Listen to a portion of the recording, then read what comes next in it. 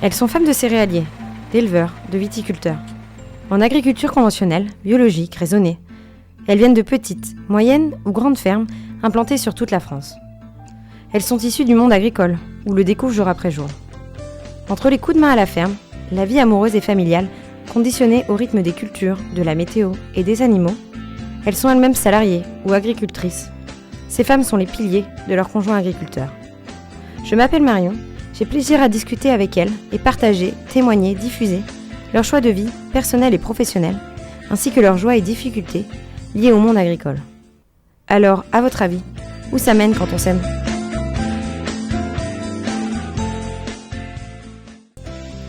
Aujourd'hui, j'ai la joie de discuter avec Carole, qui a 43 ans, ne vient pas du monde agricole, est secrétaire médicale et ne travaille pas sur l'exploitation de son conjoint. Elle a 3 enfants, vit en Occitanie, dans le Gers. Son conjoint élève des vaches à viande et des canards et fait également de la culture de céréales depuis plus de 4 générations sur cette exploitation. Pour commencer cet échange, est-ce que tu peux te présenter brièvement ? Alors, je m'appelle Carole, je suis secrétaire médicale, j'ai 43 ans, je suis maman de 3 enfants, dont 2 en garde alternée, et j'ai un petit garçon de 5 ans que j'ai avec mon compagnon, donc agriculteur. Est-ce que tu peux nous présenter l'exploitation de ton mari et où est-ce qu'elle se situe géographiquement ? Mon compagnon est éleveur de canards, il a des vaches, il fait aussi un peu de céréales, et il a son exploitation sur Castillon-des-Battes et Seillailles dans le Gers en fait. Il a 15 000 canards, une trentaine de vaches. Il les élève donc en fait, il les reçoit, ils ont quelques heures et il les garde pendant 3 mois et après ils partent au gavage. Il les fait juste grandir comme il faut avec des rationnements de nourriture pour qu'après ils partent au gavage. Quelles études as-tu fait ? Dans quel but ? Et donc maintenant, tu es secrétaire médicale, c'est bien ça ? C'est tout à fait ça. Moi, j'ai un BEP sanitaire et social, une mention complémentaire d'aide à domicile. Et en fait, voilà, j'ai fait 14 ans d'auxiliaire donc de vie. Après, je suis partie en tant qu'ASH dans un hôpital psychiatrique et j'ai eu des soucis de dos, donc du coup, j'ai dû me reconvertir et entre-temps, j'ai rencontré donc mon compagnon et voilà. Et maintenant, je suis secrétaire médicale. Je suis avec 2 dentistes sur Barbotan-les-Thermes qui est aussi dans le Gers. J'ai des horaires un peu bizarres parce que je fais du 9h à 13h et du 14h à 19h. Et c'est pas forcément très adapté à notre vie de famille. Est-ce que tu es devenue secrétaire médicale pour pouvoir t'installer avec lui ou est-ce que tu souhaitais le devenir ? Est-ce que ça a facilité peut-être votre installation ensemble ou une vie commune ? Ah ben non, moi en fait, voilà, moi il faut quand même que je travaille à côté. Après, de toute façon, travailler avec lui, enfin, le milieu agricole ne me dérange pas, bien au contraire, j'aime beaucoup ce qu'il fait. Mais après, travailler avec lui tout le temps, pas forcément. Et puis de toute façon, même financièrement, on peut pas travailler à 2 sur l'exploitation, ça serait impossible. Donc je l'aide juste, voilà, comme ça. D'accord. Et du coup, toi, ça t'arrive de filer quelques coups de main ? Est-ce que tu peux nous expliquer un petit peu ce que tu fais ? Je fais à la demande, quand il a besoin. Des fois, je vais animer les canards, je regarde la température, et s'ils ont de l'eau. Encore vendredi, je ne travaille pas le vendredi par contre. Il a 2 poussinières et après des bâtiments en fait annexes, donc je l'ai aidé à bouger les canards. Après, je peux donner autant à manger aux veaux, aux vaches. Je sais pas conduire de tracteur, mais tout ce que je peux faire, même aussi à lui trier les factures, que ça soit administratif un petit peu. Donc, tout ce que je peux faire à ma hauteur, je le fais avec grand plaisir parce qu'ils ont toujours besoin d'aide. Ça marche. Est-ce que vous habitez sur l'exploitation ? Non, on n'est pas loin, mais on n'est pas directement sur l'exploitation. C'est un choix de sa part. C'est un choix de sa part, d'accord. Et toi, ça te convient ? Tu préfères ? Qu'est-ce que tu en penses de ça, par exemple ? Moi, j'aimerais bien avoir ma maison, me faire construire, même si c'est à côté, ça me dérangerait pas. Comme ça, il est à côté et il y aurait moins de routes à faire. On est à la campagne, donc il y a toujours beaucoup de routes à faire, en fait. Est-ce que ça t'éloignerait peut-être de ton travail ? Non, bon, après, j'ai 35 minutes quand même en plus de route. Faut pas que je m'éloigne plus, mais de toute façon, on habite vraiment plus loin que son exploit, là. Voilà, on a trouvé une location et voilà. Ça marche. Donc ça, c'est un projet que vous avez peut-être de vous rapprocher alors. Ouais, bon, on verra par la suite. Là, financièrement, vu tout ce qui se passe autour de l'agriculture, ça va être compliqué, hein, mais bon. Ouais, je comprends, c'est pas évident. Vous verrez bien ce que vous pourrez faire en fonction de ça. Le temps nous le dira. C'est ça, exactement. Est-ce que tu as fait des sacrifices professionnels, pour ton mari ou pas spécialement finalement? Par rapport à mes horaires, c'est un peu compliqué. C'est plutôt lui qui fait plus ou moins un sacrifice, même s'il n'a pas trop envie, parce que du coup, avec mes horaires, c'est compliqué, quoi. Il faut récupérer le petit à l'école, j'ai mon grand aussi à récupérer, et moi, je rentre pas souvent avant 20h. Mais bon, après, voilà, comme je lui explique, moi, il faut que je bosse, et on ne choisit pas forcément ses horaires, quoi. Et du coup, comment est-ce que vous vous organisez avec ça? Quelle est votre organisation familiale vis-à-vis, des enfants? Et le petit, généralement, c'est lui qui l'amène le matin. On s'est mis comme ça. Moi, je m'occupe de mon grand. La grande est à Tarbes, elle a 18 ans, donc ça passe. Et après, le soir, il me récupère mon grand de 14 ans. Et généralement, le petit, c'est soit ma belle-mère, heureusement qu'on a mamie à côté, qui peut le gérer. OK.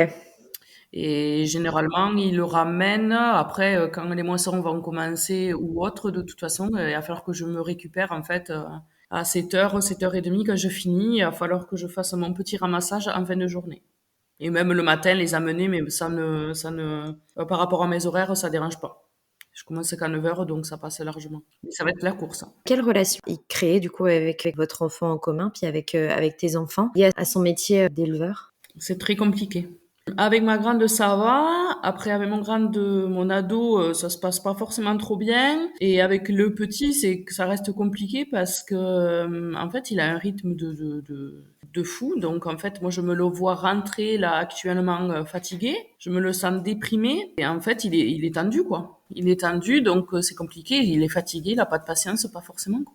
Et bon, pour gérer des enfants, même un ado, c'est compliqué. Un petit de 5 ans, ça reste compliqué aussi. Ouais, bien sûr. Et est-ce que vous avez des aides autour de vous? Est-ce que vous êtes, plutôt bien entourés, un peu isolés? Est-ce que vous avez de la famille, des amis autour de vous? Comment ça se passe, votre vie sociale? Bon, moi, j'ai mes parents qui sont pas forcément trop loin, mais bon, après, ils vont s'occuper plus de mon grand. Après, ben, le petit, il y a ma belle-mère.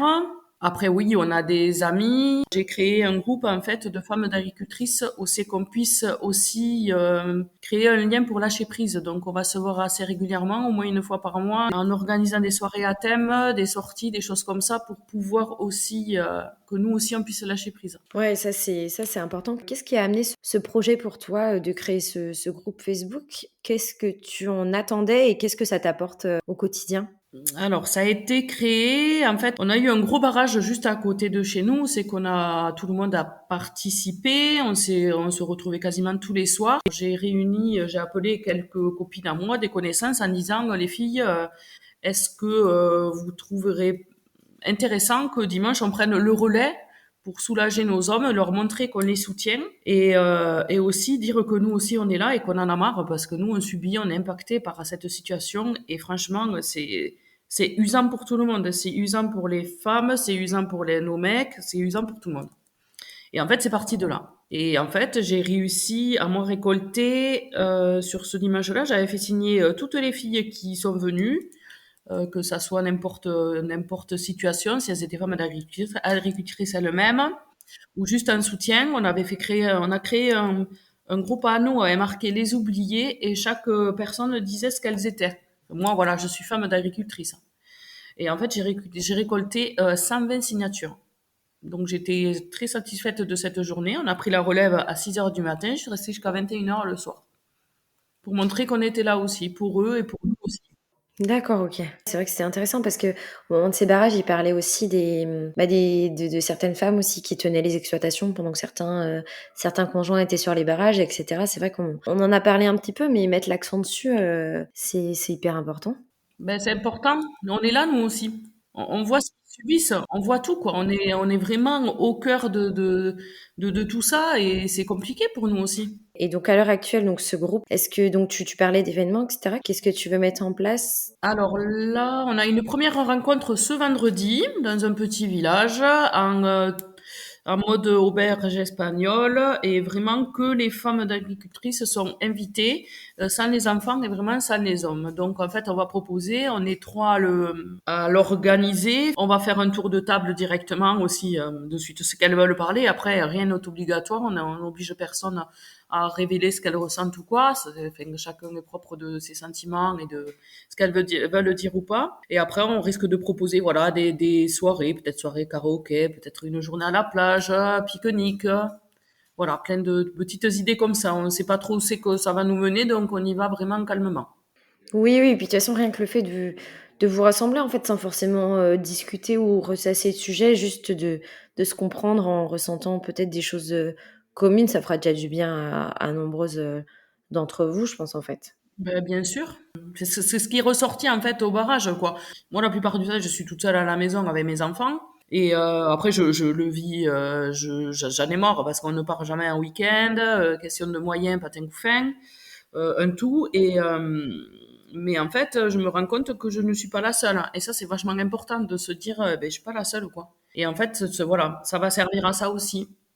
Voilà, pas pour se plaindre, hein, mais vraiment pour récolter les avis négatifs, les avis positifs et se serrer les coudes, quoi. Je comprends complètement, c'est aussi un peu le projet de mon podcast, en fait, juste que certaines aient envie de témoigner, c'est un plus, mais juste au moins que d'autres entendent et puis se sentent, soit se reconnaissent dans des discours, soit justement se disent: «Ah mais c'est complètement différent de ma vie, mais elle a fait ça, ça et ça m'intéresse».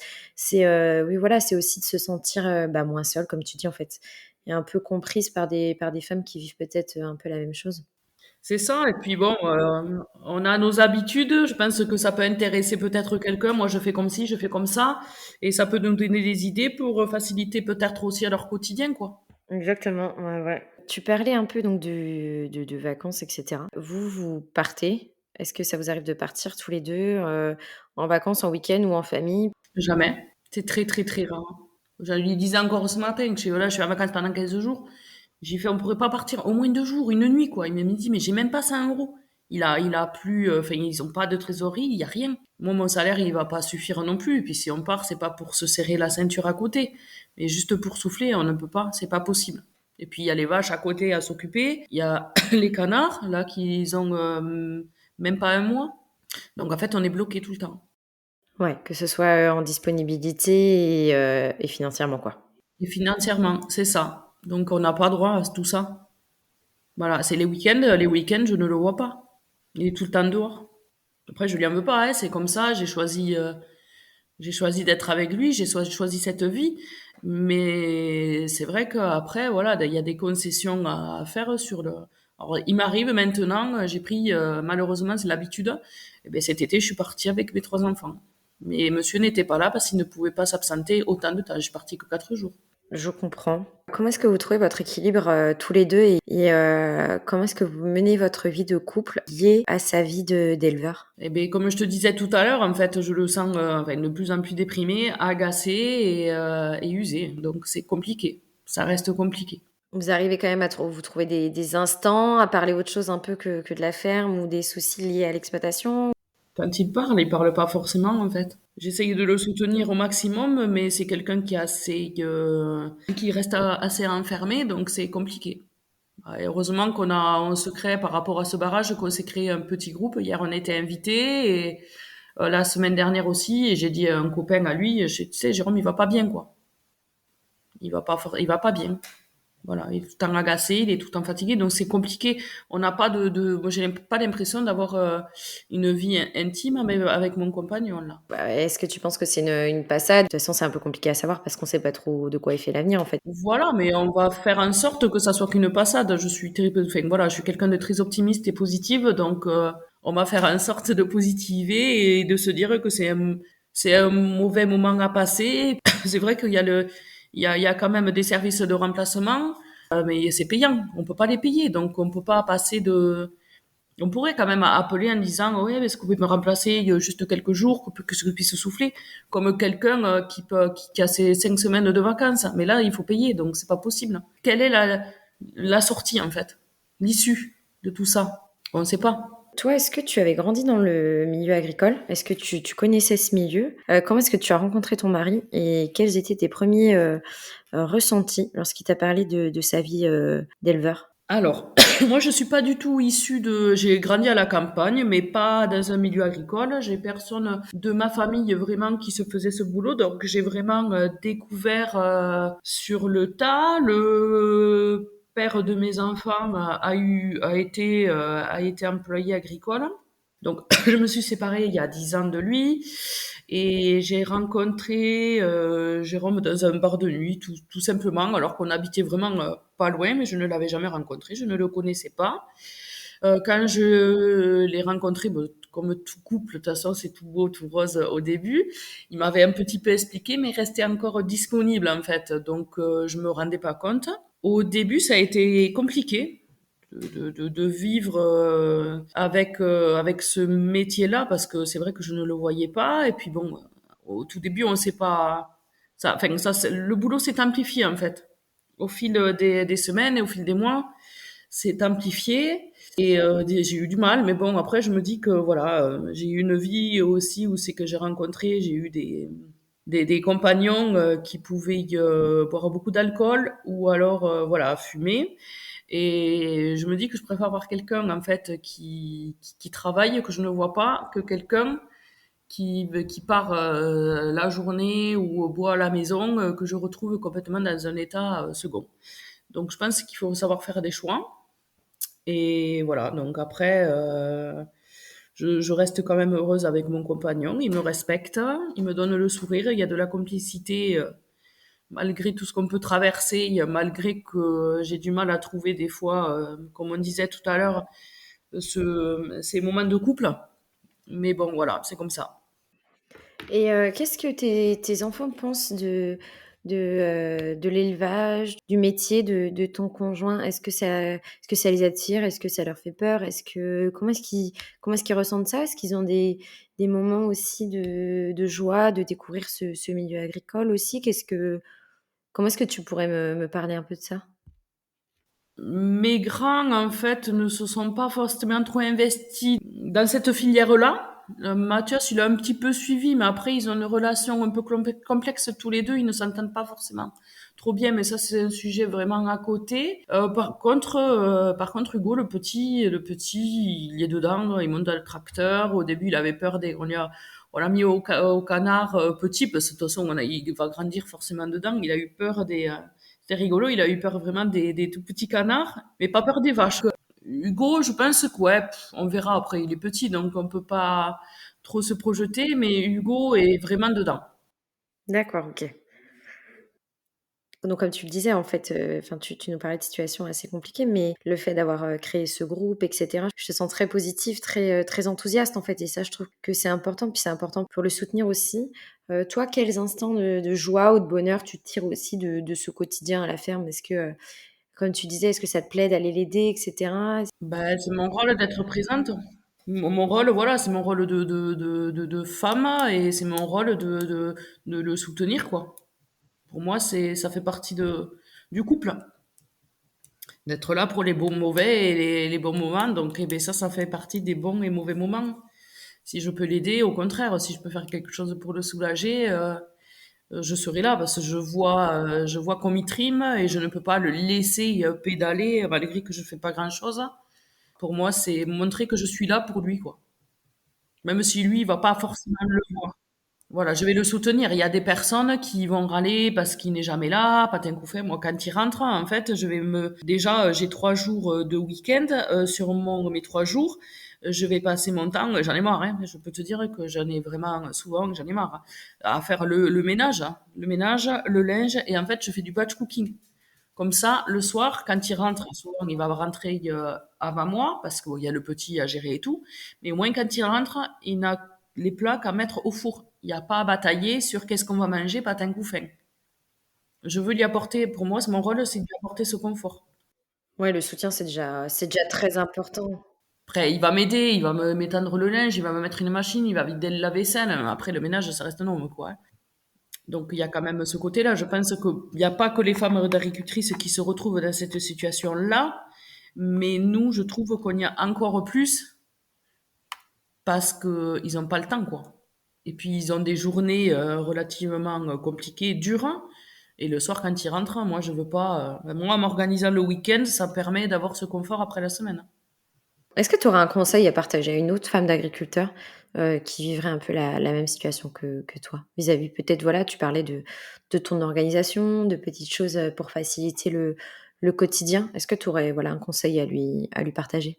De le soutenir au maximum, déjà dans un premier temps, même oralement, même si on pense que des fois on va à l'échec, ne pas lui montrer. Moi, je suis toujours positive. Mais non, tu vas trouver une solution, mais tu vois, tu vas y arriver. Mais pas lui montrer en fait qu'il y a qu'on peut avoir aussi des faiblesses, même si c'est compliqué. D'essayer de soutenir et d'aller au maximum, vraiment, je pense qu'ils vivent assez de choses compliquées. Donc nous, la fin, si on peut éviter de leur mettre encore plus des bâtons dans les roues, même si on peut avoir des moments où c'est qu'on va pas bien, hein. Il faut pas aussi se cacher derrière tout ça. Il faut vraiment être honnête avec tout, quoi. Mais vraiment positiver pour eux. Bah, c'est un beau message pour conclure cet échange. J'ai mis en place quelque chose depuis les dernières interviews que j'ai faites. Je propose en fait à la personne que j'interviewe de poser une question à la prochaine femme d'agriculteur avec laquelle je vais discuter. La personne juste avant toi se questionne par rapport à tes études et à ton travail. Que moi, la question, ça serait de savoir si cette personne souhaiterait aujourd'hui, avec le recul qu'elle a sur sa vie, changer de parcours peut-être au niveau des études ou envisager une reconversion en lien avec son mari. Ah, très bonne question. Alors, moi, j'ai quand même déjà besoin de mon travail actuel pour éviter de rester dans ce milieu quand même qui est conflictuel, parce que ma situation de moi-même est assez complexe par rapport à notre vie de famille recomposée et par rapport à tout ça parce que je vois qu'il n'est pas forcément bien. Donc moi je préfère rester en retrait et vivre ma vie professionnelle à côté. Je pense que c'est quand même important que je puisse aussi souffler, ou c'est que j'ai quand même un boulot pour moi personnellement qui m'épanouit. Je reste quand même épanouie. Après, si je pouvais faire une reconversion, peut-être, c'est vrai que m'intéresser sur le côté administratif, peut-être pour lui filer un petit coup de main. Si je peux l'aider à le soulager sur ce point-là, D'accord, ok. pourquoi pas. Et conduire un tracteur aussi. J'aimerais bien apprendre à conduire un tracteur.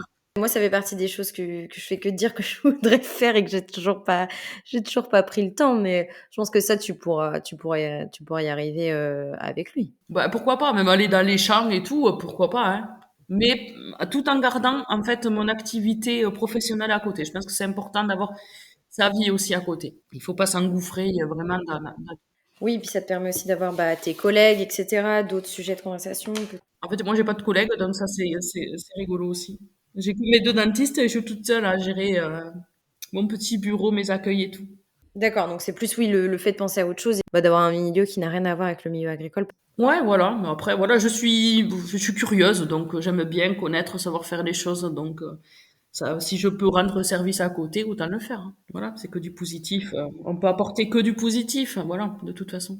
C'est hyper positif à entendre, c'est hyper enthousiasmant en fait de t'entendre à ce sujet. Est-ce que tu aurais de ton côté une question à poser à la prochaine personne que je vais interviewer dans ce podcast? Moi, ça serait de savoir comment elle gère le quotidien avec des enfants si elle en a. Si jamais, du coup, elle ne fait pas partie du monde agricole, si elle est comme moi, en fait. Comment elle vit tout ça?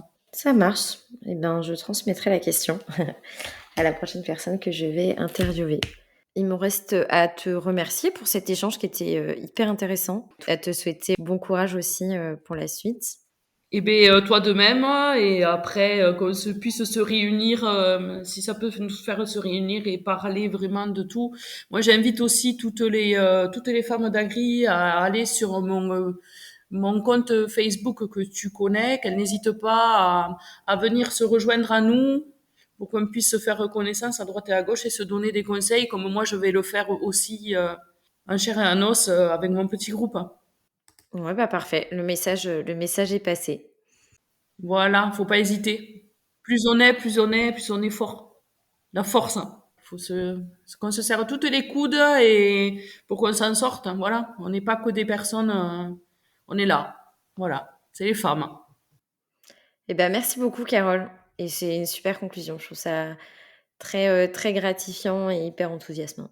Mais c'est parfait. Je te remercie à toi. Je suis très contente de participer et si c'était à refaire, si je peux aider, je suis partante. Super. Merci beaucoup. Avec plaisir. Bonne journée. C'est ainsi que s'achève notre échange. Si cet épisode vous a plu, n'hésitez pas à le diffuser autour de vous.